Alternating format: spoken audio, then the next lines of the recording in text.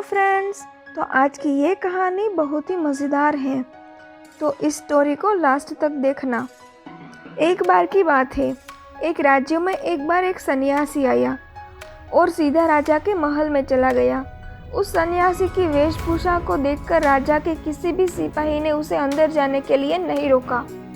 वो सन्यासी सीधा राजा के दरबार में चला गया।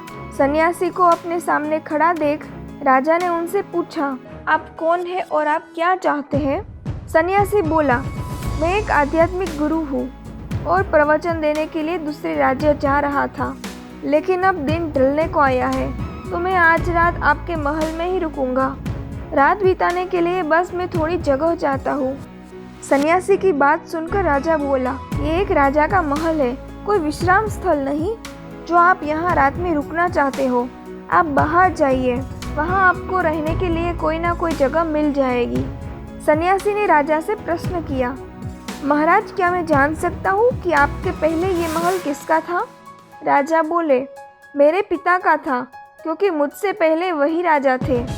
सन्यासी ने फिर प्रश्न किया, अच्छा तो अब आपके पिताजी कहाँ हैं? राजा बोले, अब वो इस दुनिया में नहीं रहे, उन्हीं के बाद मैं राजा बना। सन्यासी ने फिर से प्रश्न पूछा, आपके पिता से पहले ये महल किसका था?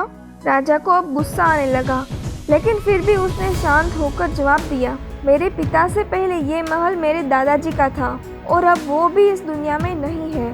अब सन्यासी बोला, ये जगह जो ना ही कल तुम्हारी थी और ना ही तुम्हारे जाने के बाद ये किसी और की होगी।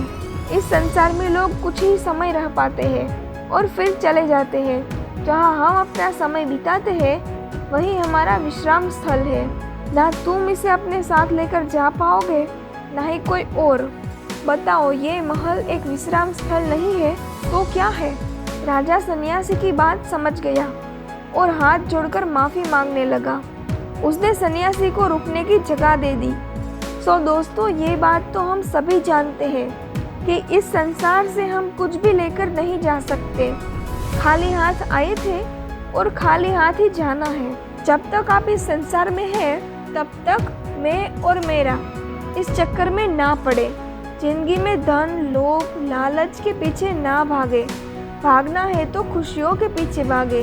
जिंदगी का मज़ा बहुत पैसों में या फिर बड़ी गाड़ियों में नहीं है। जिंदगी का असली मज़ा है खुश रहने में। सो दोस्तों, आपको ये कहानी कैसी लगी हमें कमेंट्स में ज़रूर बताइएगा और ऐसी ही स्टोरी सुनने के लिए मोटिव स्टोरीज के साथ जुड़े रहिए।